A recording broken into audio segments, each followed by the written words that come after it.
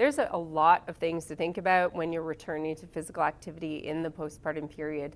You want to think about the type of delivery that you had.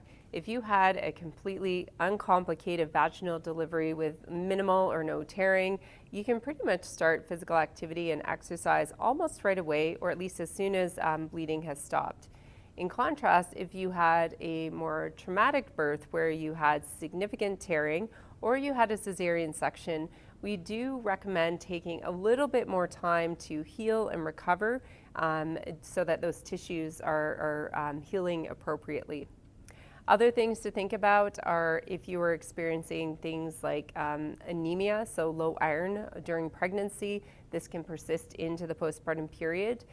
If you had significant bleeding, so postpartum hemorrhage, this can also put you at increased risk of having anemia. If you have anemia in the postpartum period, this can really contribute to excessive fatigue. And so getting those iron levels back up, getting them checked and then back up is going to be really important as you return to physical activity.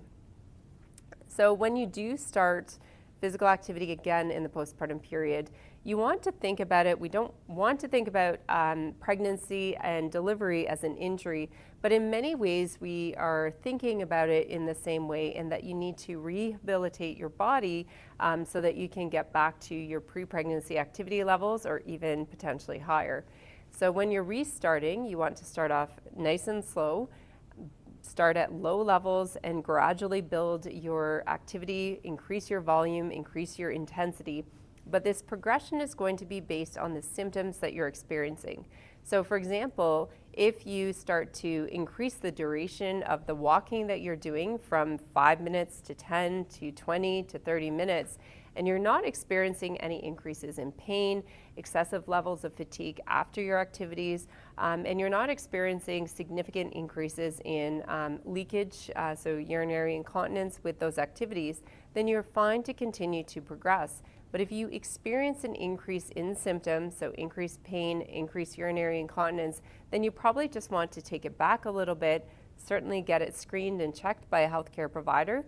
But work at those, don't progress too quickly until those symptoms have alleviated. For a very long time, we know that people thought that they couldn't or shouldn't return to sport in the postpartum period. And there's data that suggests that becoming a mother is often the reason that people stop sport in their reproductive years.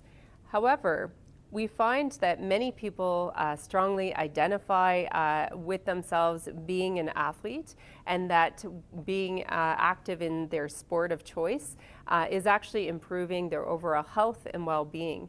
And so we're now starting to recommend that if you were engaging in a sport before you were pregnant, even during your pregnancy, that we strongly encourage that you continue or you resume it in the postpartum period as well. It's a significant life change. You're taking care of this little new life. You're probably going to experience some level of sleep deprivation. You might be feeling tired or a little bit grumpy. It's really important that you take the chance to engage in self-care. Take time out of your day to engage in physical activity. Go to a class, see other moms, go and speak to other people and engage in other parts of your life again. Self-care will help you to improve your overall health and well-being in the postpartum period.